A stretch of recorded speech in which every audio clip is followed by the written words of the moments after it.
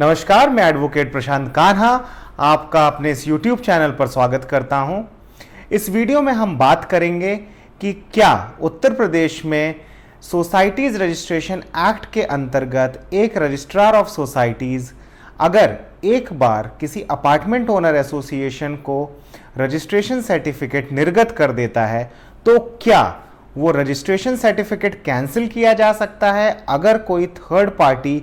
आ करके उस रजिस्ट्रेशन के अगेंस्ट में कंप्लेंट करती है और कहती है कि रजिस्ट्रेशन जो किया गया है वो फ्रॉड और मिसरिप्रेजेंटेशन के बेसिस पे किया गया है। ऐसा काफ़ी देखने को मिल रहा है कि उत्तर प्रदेश में जो ग्रुप हाउसिंग है उसमें जब अपार्टमेंट ओनर एसोसिएशन बन जाता है तो या तो बिल्डर या फिर कुछ रेजिडेंट्स ऐसी शिकायत करते हैं कि सोसाइटी का रजिस्ट्रेशन कैंसिल कर दिया जाए। एक दिन रजिस्ट्रेशन होता है और उसके 2-3 हफ्ते बाद ही नोटिस प्राप्त हो जाती है एसोसिएशन को कि आपके विरुद्ध ये शिकायत आई है कि आपने फ्रॉड और मिसरिप्रेजेंटेशन के बेसिस पे रजिस्ट्रेशन प्राप्त किया है। इस जो शिकायत पत्र है इसका पूरा जवाब दीजिए। जवाब देने के बाद सेक्शन 12D की नोटिस इशू होती है कि आपका रजिस्ट्रेशन क्यों ना फ्रॉड और मिसरिप्रेजेंटेशन करने के कारण कैंसिल कर दिया जाए, और बहुत सारी सोसाइटीज़ कैंसिल भी होती हैं। फिर उसके बाद सेक्शन 12D सब सेक्शन 2 के अंतर्गत जा कर के लोगों को कमिश्नर के यहाँ अपील करनी पड़ती है। जो डिविजनल कमिश्नर होते हैं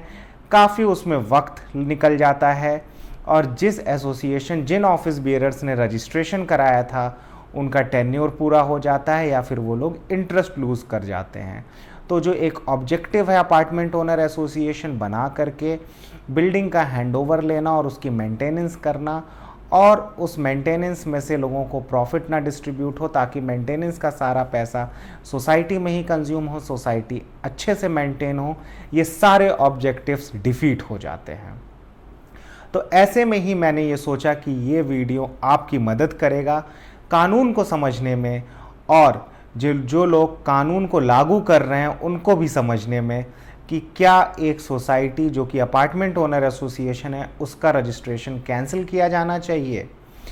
तो हम लोग समझने की कोशिश पहले करते हैं कि सोसाइटीज़ रजिस्ट्रेशन एक्ट के अंतर्गत कौन सी सोसाइटी रजिस्टर होती हैं।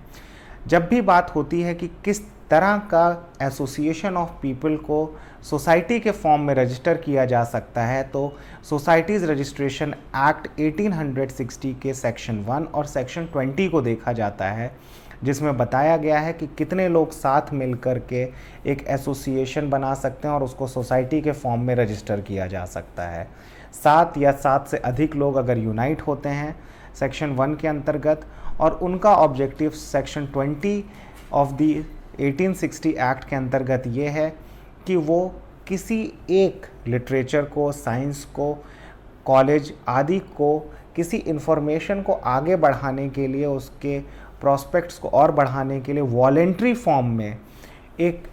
एसोसिएशन बनाना चाहते हैं और सोसाइटी के फॉर्म में रजिस्टर करना चाहते हैं,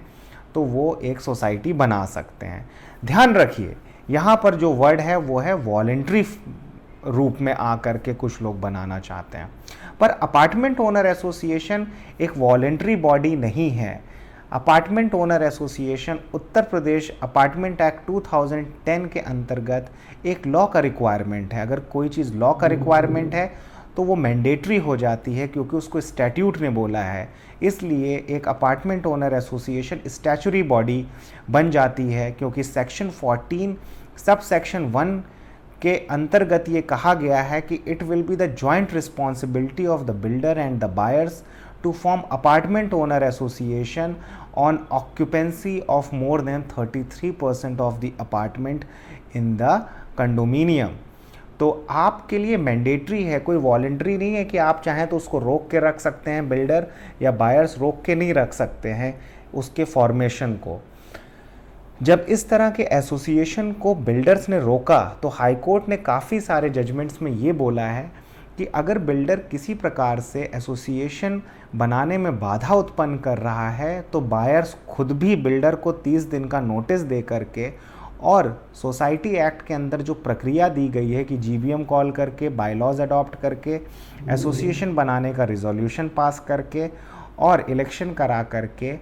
3 चीज़ें पूरी कर लें। एक तो रिजोल्यूशन, कि हम अपार्टमेंट ओनर एसोसिएशन बनाना चाहते हैं, दूसरा जनरल बॉडी मीटिंग में बायलॉज को अडॉप्ट किया जाए, और तीसरा ऑफिस बियरर्स को इलेक्ट किया जाए। ये तीनों रिक्वायरमेंट पूरा करते हुए मेमोरेंडम ऑफ एसोसिएशन आदि बना करके पब्लिक नोटिस जारी करने के बाद आप अपार्टमेंट ओनर एसोसिएशन को रजिस्टर करा सकते हैं। एक बार अगर रजिस्ट्रार के द्वारा अपार्टमेंट ओनर एसोसिएशन की जो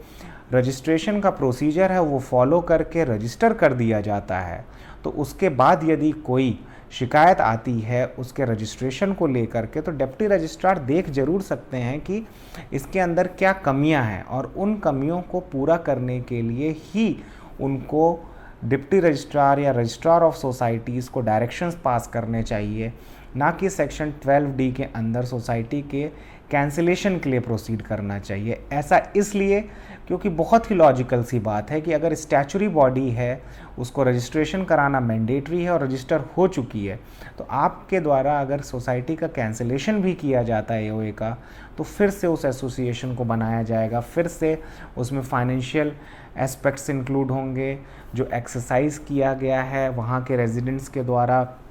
अपना टाइम और बाकी चीज़ों का जो इन्वेस्टमेंट किया गया वो सब वेस्ट चला जाएगा।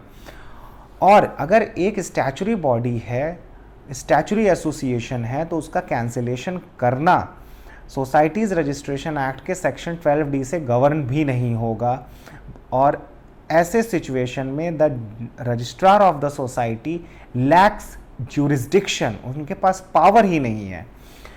ऐसा मैं इसलिए भी कह रहा हूं क्योंकि हाल में ही दिसंबर महीने में माननीय उच्च न्यायालय इलाहाबाद के द्वारा ये आदेश भी दिया गया, इंटरिम आदेश है, एक GKG heights apartment owner association Ghaziabad high court गई इस ग्राउंड पर कि उसकी सोसाइटी के रजिस्ट्रेशन को कैंसिल कर दिया गया, जो अपार्टमेंट ओनर एसोसिएशन है उसको कैंसिल किया गया है,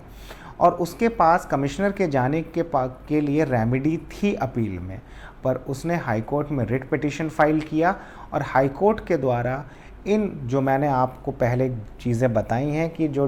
रजिस्ट्रार है उसके पास ज्यूरिसडिक्शन नहीं है, इन बातों को प्राइमा फेसी करेक्ट मानते हुए स्टे ऑर्डर दिया है अंटिल फर्दर ऑर्डर्स। इस ऑर्डर की कॉपी मैं डिस्क्रिप्शन में डालूंगा, आप उसको देख सकते हैं। तो अगर आपके पास सेक्शन 12D के अंदर नोटिस आता है, आप उसकी जवाब अवश्य दीजिए, लेकिन अगर उसके बाद डेप्टी रजिस्ट्रार के द्वारा सेक्शन 12D का शो कॉज नोटिस आता है ये कहते हुए कि क्यों ना आपका रजिस्ट्रेशन कैंसिल कर दिया जाए, तो ऐसे स्टेज में आप सीधा हाई कोर्ट का दरवाज़ा खटखटा सकते हैं रिट पिटीशन में आर्टिकल 226 के अंतर्गत, और उस शो कॉज नोटिस को ही चैलेंज कर सकते हैं वर्लपूल जजमेंट के अनुसार, जिसमें कहा गया है कि अगर एक नोटिस है और वो विदाउट ज्यूरिसडिक्शन है तो right nib at the but किया जा सकता है कि उस नोटिस को चैलेंज करते हुए पूरी प्रोसीजर या जो भी प्रक्रिया अपनाई जा रही है गवर्नमेंट अथॉरिटी यानी कि रजिस्ट्रार ऑफ सोसाइटीज़ के द्वारा, उसको चैलेंज करते हुए आप जो है हाई कोर्ट से रेमेडी प्राप्त कर सकते हैं, अगर आपका फैक्ट्स एंड सर्कमस्टांसेस कुछ रिक्वायरमेंट से मीट होता है। इन सब चीज़ों के लिए आप किसी सोसाइटीज़ और रिट पिटीशन प्रैक्टिस करने वाले एडवोकेट से कंसल्ट कर सकते हैं, और अपने केस फैक्ट टू फैक्ट हर केस डिफ़र करता है, इसलिए मैं ये बात कह रहा हूँ। तो अल्टीमेटली देखिए कंक्लूजन यही है कि the deputy registrar of societies lacks jurisdiction to cancel an apartment owner associations registration once the registration has been granted, क्योंकि जो भी शिकायत आएगी वो शिकायत आएगी इलेक्शन को लेकर के या ऑफिस बेयरर्स के एलिजिबिलिटी को लेकर के। इन दोनों चीज़ों को लेकर के अगर कोई डिस्प्यूट है या जनरल बॉडी मीटिंग को लेकर के कोई डिस्प्यूट है, तो इन सब चीज़ों को दोबारा से किया जा सकता है। जनरल बॉडी मीटिंग के लिए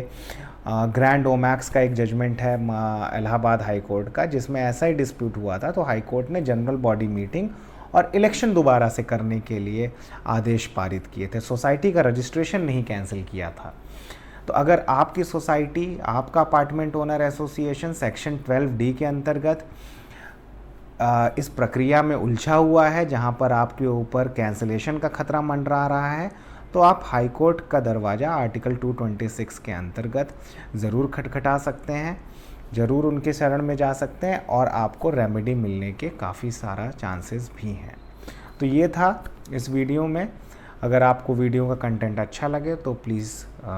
वीडियो को लाइक करें और चैनल को सब्सक्राइब करें। Thank you so much for watching the video.